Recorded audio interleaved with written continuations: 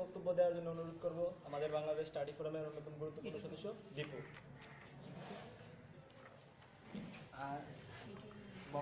বক্তাকে অসংখ্য ধন্যবাদ। উনি সাংঘাতিক কষ্ট করে এসেছেন। অনেকের মতে যে থিওরি অফ রিলেটিভিটিটা আমার মাথায় ঢোকে না, এটা সবসময় মাথার উপর দিয়ে যায়, যেটা আমরা সাধারণত বলে থাকি।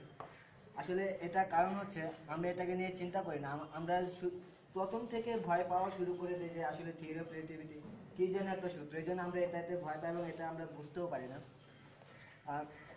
আমি আমার বক্তব্য শুরু করবো একটা কবিতার মাধ্যমে।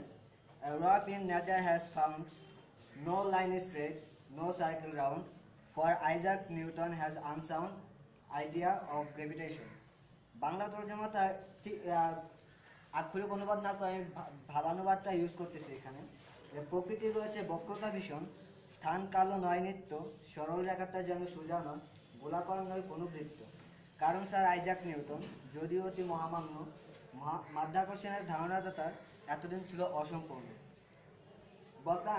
ওনার বক্তব্যে বলেছিলেন যে নিউটন, তারপর গ্যালিলিও, ওনাদের একটা ধাপ ধাপ এসে তারপর আইনস্টাইন পর্যন্ত এসেছে এই থিওরিটা এস্টাবলিশ করতে। এখানে গ্যালিলিও তার যে পিসার হেলান মন্দির থেকে যখন পালক ইয়েতে ফেলে যখন পরীক্ষা করতেছিলেন, ঠিক সেই সময় তার গ্রেভিটেশনটা আবিষ্কৃত হয়নি। এই কারণে তার থিওরিতে একটু ভুল ছিল।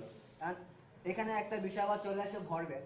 কারণ একটা ভারী একটা হালকা বস্তু, দুইটার ভর কিন্তু সমান, এক একটা স্থিতিশক্তি এক এক রকম থাকবে, স্বাভাবিক যেহেতু ভর ডিফারেন্স। এই জন্য ওনার থিওরিতে একটু ছিল, যেটা ভারী সেটা আগেই পড়বে।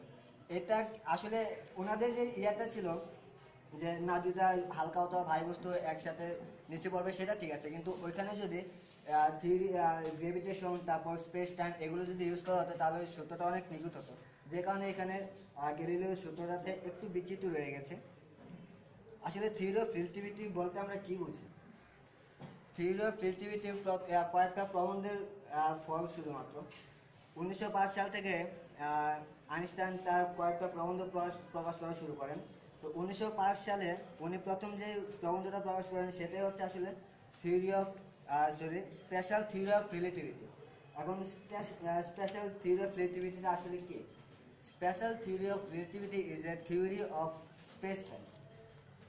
স্পেস টাইমটা আমাদের এখানে কিভাবে কাজে লাগে, বা সময় হিসেবে যে আমাদের চতুর্থ মাত্রাটা যোগ করা হয় সেটা কিভাবে হয়, কেন হয়, এটা নিয়ে উনি একটু বিস্তারিত আলোচনা করেছিলেন। যেহেতু আমরা মাত্রা হিসেবে মাত্র 3টা মাত্রাকে জানি, স্থান, কাল, পাত্র, যদি সময় হিসাবেও যে একটা মাত্রা থাকতে পারে সেই চিন্তাটা একমাত্র আইনস্টাইন সর্বপ্রথম করতে পেরেছিলেন। নিউটন যখন তার মাধ্যাকর্ষণ সূত্রটা ব্যাখ্যা করেন তখন তিনি স্পেস টাইমটা ইউজ করেন না, যে কারণে উনি বলতেছেন যে আলো সরল রেখায় চলে, কিন্তু সেটা যখন স্পেস টাইমটা যখন সেখানে কাজ করে তখন আলো কিন্তু আর সরল রেখায় থাকে না, সেটা বক্র হয়ে যায়। এটা কেন ঘটে? এটা ঘটে এই কারণে কোনো ভারী বস্তুর উপস্থিতিতে আলো বেঁকে যায়। আপনি এটা আমাদের পরীক্ষা করার সুযোগ নেই, এই জন্য আমরা সেটা দেখতে পাচ্ছি না, কিন্তু যদি আমরা একটু চিন্তা করি যে এটা কেন হয়, সেটা স্পেস টাইমের কারণেই হয়ে থাকে সাধারণত, যে ভারী বস্তুর উপস্থিতিতে আলো বেঁকে যায়। এই কারণে সমান্তরাল রেখা যে কখনো মিলিত হয় না এই তত্ত্বটাও ভুল। সমান্তরাল রেখাটা অবশ্যই মিলিত হয় যদি সেখানে স্পেস টাইম অথবা special theory of relativity use করা হয়।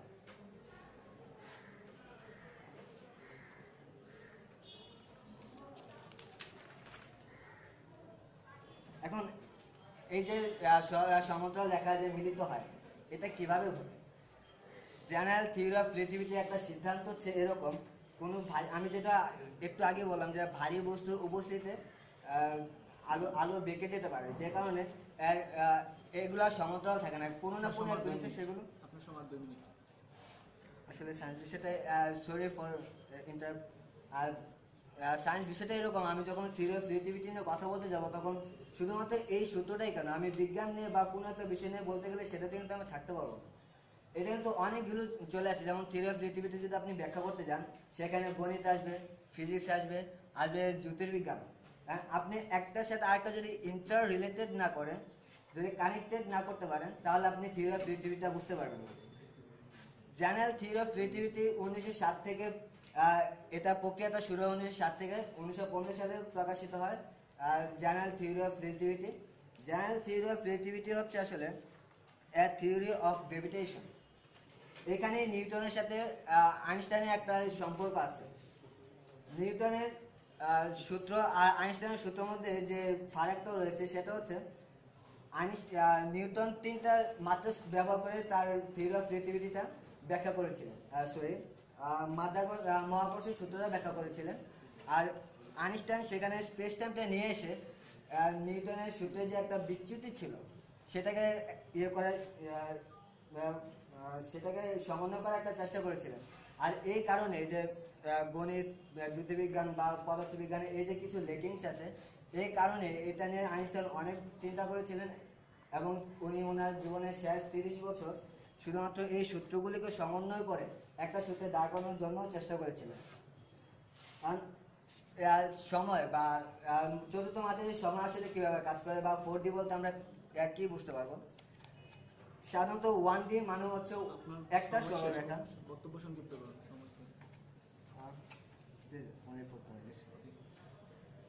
সময়টা মূলত 16টা সরলরেখার একটা যুক্ত ফল। এই জন্য এই জিনিসটাও একটি জটিল, যে কারণে আমরা সহজে বুঝতে পারি যে কোন রেখাটা কোথায় গিয়ে মিলতেছে, কিভাবে মিলতেছে, আমরা এটা ধরতে পারি না। আইনস্টাইন একটা মজার ঘটনা বলে আমি আমার করবো, দুটা ঘটনা বলবো আইনস্টাইনকে নিয়ে।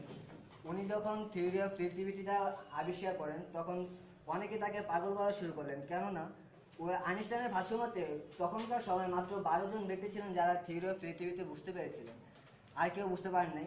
সেটা এখনো প্রবহমান, আমরাও বুঝতে পারি না, আসলে আমরা চিন্তা করি না তাই বুঝতে পারি না।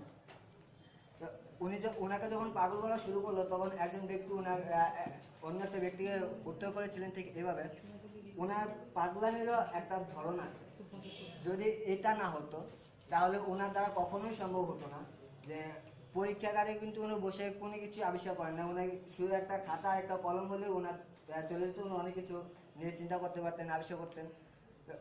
ওনার এই বাতুলতার একটা ধরন আছে, তা না হলে কিভাবে উনি এমন একটা জটিল একটা সূত্র হাতে কলমে করে ফেললেন।